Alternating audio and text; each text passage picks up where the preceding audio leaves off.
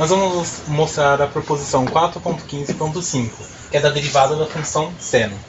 Então nós temos, se y é igual a seno de x, então y', que é a derivada de y, é igual a cosseno de x. E a prova é da seguinte maneira. Seja y igual a seno de x, nós vamos usar a definição de derivada, que é o seguinte. Seja f de x, a f' de x é igual ao limite de f de x mais ΔX menos f de x sobre ΔX, quando ΔX tende a zero. Então, substituindo nos termos que nós temos, fica y' é igual ao limite de seno de x mais ΔX menos o seno de x sobre ΔX, quando ΔX tende a zero. Aqui nós vamos usar uma propriedade trigonométrica que diz o seguinte. O seno de A menos o seno de B é igual a 2 vezes o seno de A menos B sobre 2, vezes o cosseno de A mais B sobre 2.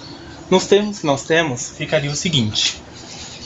Y' é igual ao limite de 2 vezes o seno de x mais ΔX, menos o x sobre 2, vezes cosseno de x mais ΔX mais x sobre 2. Então, reagrupando os termos, ficaria limite de 2 vezes seno de ΔX sobre 2, vezes cosseno de 2x mais ΔX sobre 2, tudo dividido por ΔX, quando ΔX tende a zero.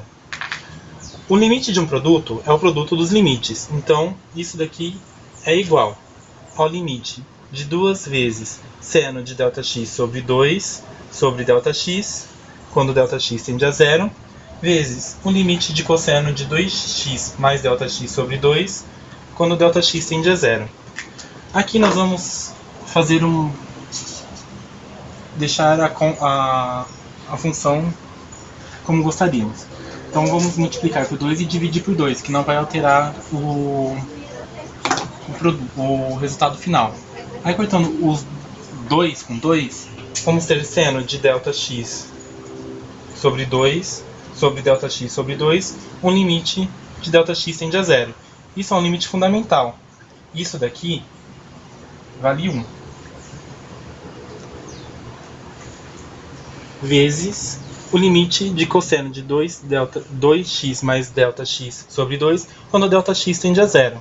Isso daqui, quando o ΔX tende a zero, é igual a cosseno de 2x sobre 2. Então fica 1 vezes cosseno de 2x sobre 2. Cosseno de 2x sobre 2 é igual a cosseno de x. Então, portanto, temos que y' é igual ao cosseno de 2x.